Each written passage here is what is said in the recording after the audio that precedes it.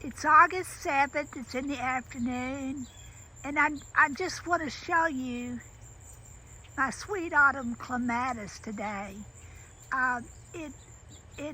Gosh, it must be 10 feet tall right there, and it's getting ready to go into this holly tree, and it's gonna go. It's come up this little wall going across this arbor.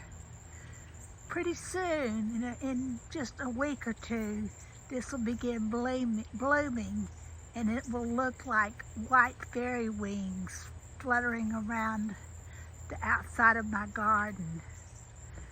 I've written a post about Sweet Autumn Clematis.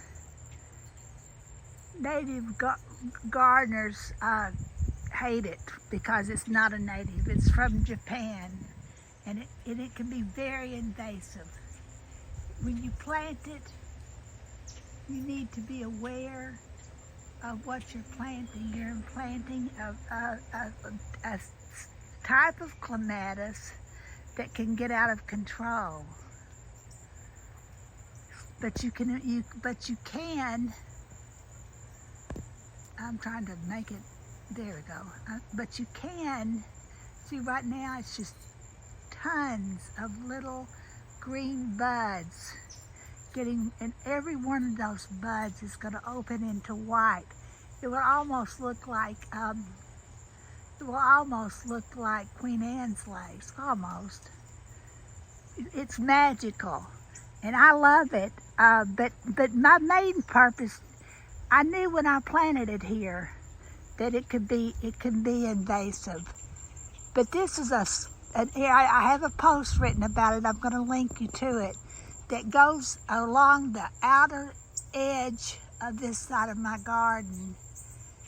And when I planted it here, I planted it because I knew it would invade this area. It can reach 30 feet, 15 to 30 feet.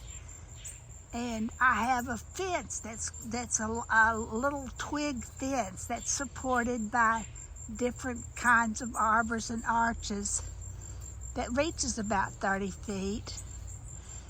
The twig fence is tacky, but when I set it up, it's the cheapest thing that I could do, and the only thing I could afford to create privacy and to create the walls of a secret garden.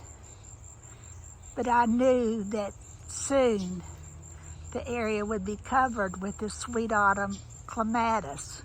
Coming from the other end, I've planted trumpet vine, orange trumpet vine, and hopefully they'll meet in the middle at some point, and this will be an enclosed area. So just know, if you plant it, that it can be invasive.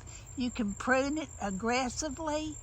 In fact, the suggestion is to prune it back so that it has an opportunity to create new blooms each spring. I doubt that I do that. Right now, the vine is more important to me than the bloom, although the blooms are mighty important.